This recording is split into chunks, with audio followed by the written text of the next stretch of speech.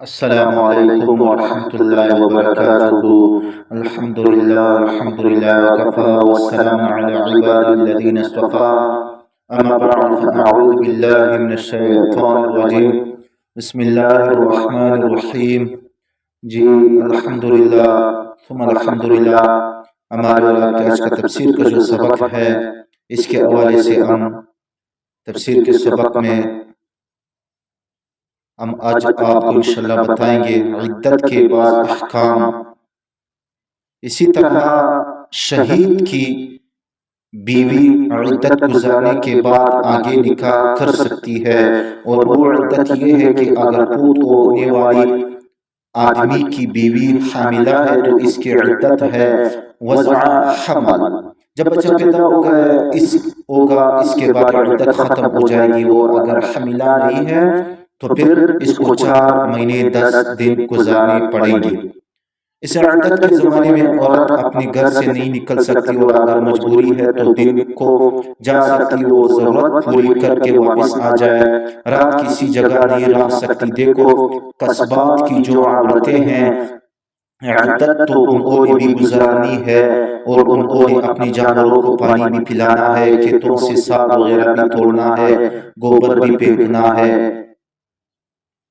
اسی طرح اگر کوئی عورت بیمار ہو جاتی ہے اور اس کو اتنی توفیق نہیں ہے کہ ڈاکٹر کو فیس دے کر اپنے گھر بلائے، تو اس کو اجازت ہے کہ قریبی ڈاکٹر کے پاس علاج کے لیے جا سکتی ہے۔ اور یہ بات اصولی طور پر یاد رکھنا کہ عدت گزارنے والی عورت رات کسی جگہ نہیں گزار سکتی، اور اگر مجبوری ہے کہ اس کا کوئی سودا سلط لانے والا نہیں ہے تو وہ اپنی سبزی وغیرہ بھی بازار سے لا سکتی ہے، اور بول چال پر بھی کوئی پابندی نہیں ہے، ضرورت کے مطابق گفتگو کر سکتی ہے۔ ایک آدمی نے سوال کیا کہ حضرت عدت کے دوران اسپتال میں داخل ہو سکتی ہے یا نہیں؟ فرمایا اگر کوئی اور صورت نہ ہو تو اسپتال میں داخل ہو سکتی ہے، کیونکہ شریعت مجبوری کا لحاظ رکھتی ہے۔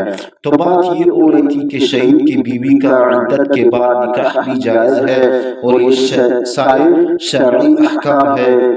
بل ان اللہ تعالیٰ فرماتے ہیں کہ جو اللہ تعالیٰ شریف جل جلالہ کے راستے میں قتل کیے گئے ہیں ان کو مردہ نہ کہو بلکہ وہ زندہ ہے۔ عذاب قبر روح اور جسم دونوں کو ہے، یا صرف روح کو ہے یا صرف جسم کو ہے؟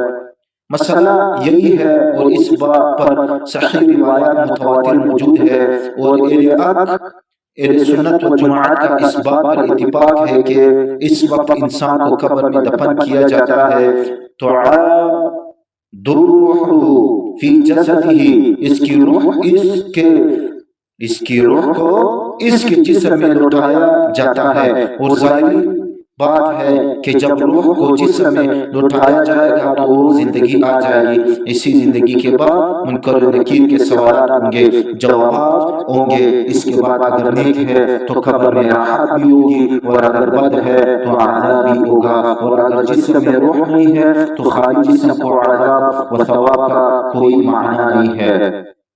امام اعظم امام ابو حنیفہ رحمۃ اللہ علیہ مبارک نے اپنے دستور مبارک کے ساتھ جو کتاب لکھی ہے اس کا نام ہے الفقہ الاکبر۔ اس میں وہ فرماتے ہیں وَإِعَادَةُ الرُّوحِ إِلَى الْجَسَدِ فِي قَبْرِهِ حَقٌّ، قبر میں جسم کی طرف روح کا لوٹایا جانا بھی حق ہے، اور صحیح حدیث بھی یہی کہتی ہے، اور اہل حق کا مسلک بھی یہی ہے کہ قبر میں حیات ہے تو یہ زندگی جو ہے یہ قبر کی زندگی ہے۔ تو فرمایا جو اللہ تعالیٰ وحدہ شریف پاک جل جلالہ کے راستے میں شہید ہو جاتے ہیں، وَلَا تَقُولُوا، اور نہ کہو ان کے بارے میں لمن یقتل فی سبیل اللہ، جو قتل کیے گئے اللہ تعالیٰ وحدہ شریف جل جلالہ کے راستے میں، اموات مردے، بل احیاء بلکہ وہ زندہ ہے، ولکن لا تشعرون، اور لیکن تمہیں شعور نہیں ہے۔ فرض کرو آج اگر کوئی شخص کسی شہید کی قبر کو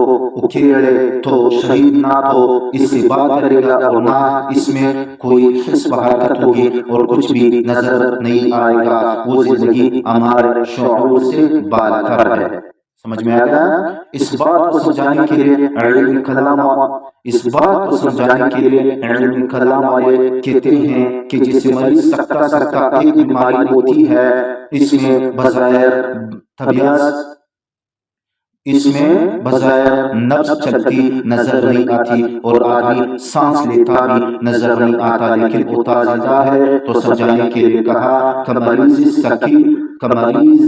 سکتتی، جیسے سکتے کا مریض ہوتا ہے، روح اس کے اندر ہوتی ہے، لیکن حکیم ڈاکٹر حیران ہوتے ہیں کہ حس حرکت نہیں ہے، سانس نہیں ہے، کچھ بھی نہیں ہے۔ تو اسی طرح شہید کی حیات ہے کہ بظاہر سمجھ نہیں آتی، اور بعض لوگ یہ کہتے ہیں کہ حیات تو ہے مگر وہ روح کی ہے، جسم کی نہیں ہے، اور بعض لوگ کہتے ہیں کہ ایک جسد مثال ہوتا ہے، اس کی حیات ہے۔ یہ دونوں قول مردود ہے، اس واسطے قرآن کو سمجھے۔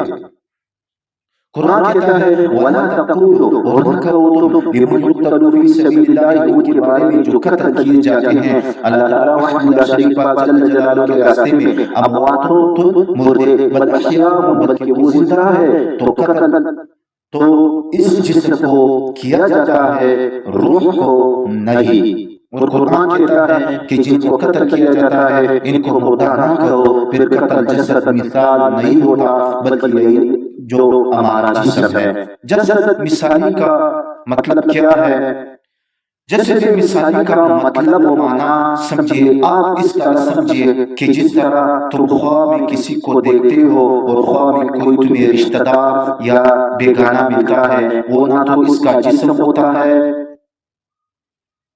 اور نہ اس کی روح، بلکہ وہ جسد مثال ہوتا ہے جو رات کو تمہیں ملا ہے، اور تم اس کے ساتھ لڑتے جھگڑتے بھی ہو اور پیار بھی کرتے ہو، سب کچھ کرتے ہو۔ صبح کو تم اس کو کہو بھائی میں نے رات کو تیرے ساتھ یہ گفتگو کی ہے، تو وہ کہے گا کہ میرے تو فرشتوں کو بھی پتہ نہیں ہے۔ اور قرآن بالکل واضح ہے وَلَا تَقُولُوا لِمَنْ يُقْتَلُ فِي سَبِيلِ اللَّهِ أَمْوَاتٌ، ان کے بارے میں مت کہو جو اللہ تعالیٰ وحدہ لا شریک پاک جل جلالہ کے راستے میں قتل کیے گئے کہ وہ مردہ ہے۔ اور قتل جسد عنصری ہے، یہی جسم ہے، اور زندہ بھی یہی جسم ہے، بل احیاء بلکہ وہ زندہ ہے۔ پھر عجیب بات ہے کہ روزے تو رکھے یہ جسم، نمازیں پڑھے یہ جسم، ٹھنڈے پانی سے وضو کرے یہ جسم، گرمی سردی برداشت کرے یہ جسم، اور ثواب سے محروم ہو جائے اور اس کی جگہ مثالی جسم کو ثواب ملتا رہے۔ یہ کون سی عقل کی بات ہے؟ جرم تو کرے یہ جسم اور سزا بھگتے اس کا مثالی جسم، یہ کون سی منطق ہے؟ یہ عقل کے بھی خلاف ہے اور نقل کے بھی خلاف ہے۔ یاد رکھو جزا و سزا اسی جسم کو ہوتی ہے، چاہے ذرہ ذرہ ہو جائے۔ کتابوں میں تصریح ہے، باقی باتوں کا پتہ مرنے کے بعد چلے گا۔ پھر عجیب بات ہے کہ شہیدوں کو تو مردہ نہ کہو اور پیغمبروں کو مردہ کہو، لا حول ولا قوت الا باللہ، کہ شہید زندہ ہو اور پیغمبر زندہ نہ ہو۔ آج ایک ایسا فرقہ بھی چلا نکلا ہے جو کہتے ہیں کہ پیغمبروں کی حیات کوئی نہیں ہے۔ میں نے اس مسئلے پر تسکین الصدور لکھی ہے، میرا جو استاد جی ہے وہ اس نے لکھی ہے، جس پر دور حاضر کے تمام جیت علماء کرام الحمدللہ ہمارے استاد جی کے جو دستخط اور تقریضات ہے کہ کتاب کے، ہمارے استاد جی کے کتاب کے دستخط اور تقریضات ہے، اس میں میرے استاد جی فرماتے ہیں میں نے وضاحت کی ہے کہ بھائی تم جو کہتے ہو کہ پیغمبروں کی حیات نہیں ہے، تو ان پیغمبروں کو تو مستثنا کرو جو شہید ہوئے۔ جی الحمدللہ ثم الحمدللہ، ہمارے آج کا تفسیر کا جو سبق ہے وہ اختتامی پذیر پہ پہنچ گیا ہے۔ وآخر دعوانا الحمدللہ رب العالمین۔